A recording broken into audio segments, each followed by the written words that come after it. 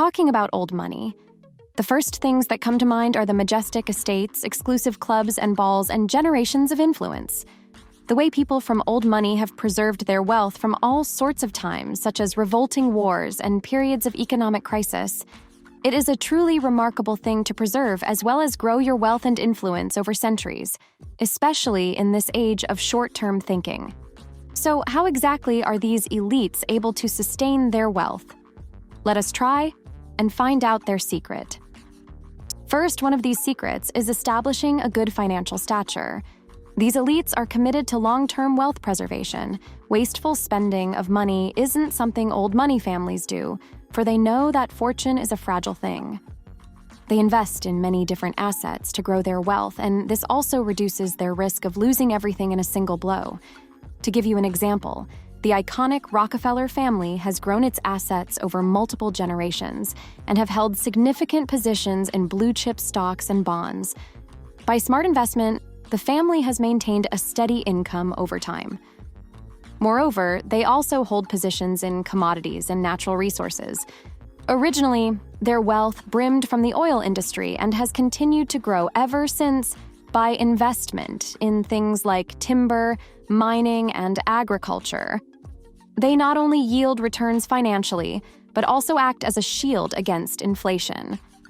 The Rockefeller family also has investments in venture capital and private equity funds. Second on the list is using real estate as a tool for wealth preservation. Real estate has long been a favorite asset class for the old money elites. Many of these properties have been in their families for generations. Not only does real estate provide income, but also acts as a social symbol that displays their wealth and power, making it an ideal wealth preservation tool. Examples of such estates included the Winterthur of the Dupont family. Investments in prime locations is another strategy used by the old money families. Since the value of these properties tends to increase over time, it makes them a suitable investment opportunity. The third thing on the list is private banking and wealth management services, the old money families value. Description and personalized services when it comes to managing their finances, which is why they are more likely to work with private banks and establish wealth management firms. The reason being the privacy these institutions offer that the traditional banking system does not offer. An example of this is the Goldman Sachs Private Wealth Management, which is a division of the prominent investment bank Goldman Sachs known for offering personalized financial services.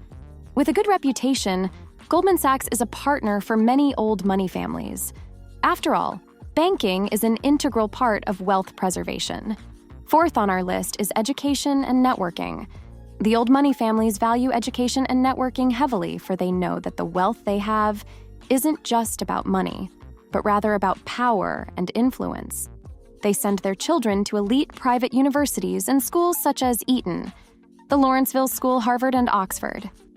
These institutions don't just provide a unique experience and the best education, but also act as a gateway for forging lifelong connections with other influential people. By networking with such people, they can access multiple opportunities, knowledge, and information, because in the world of old money, there is always more than what meets the eye. On the number 5th spot, philanthropy and social influence are the keys to how the elites manage their reputation and maintain their social standing. They build up various foundations, trusts, NGOs, and they also donate to various causes, ranging from arts and environment conservation to education, and so much more.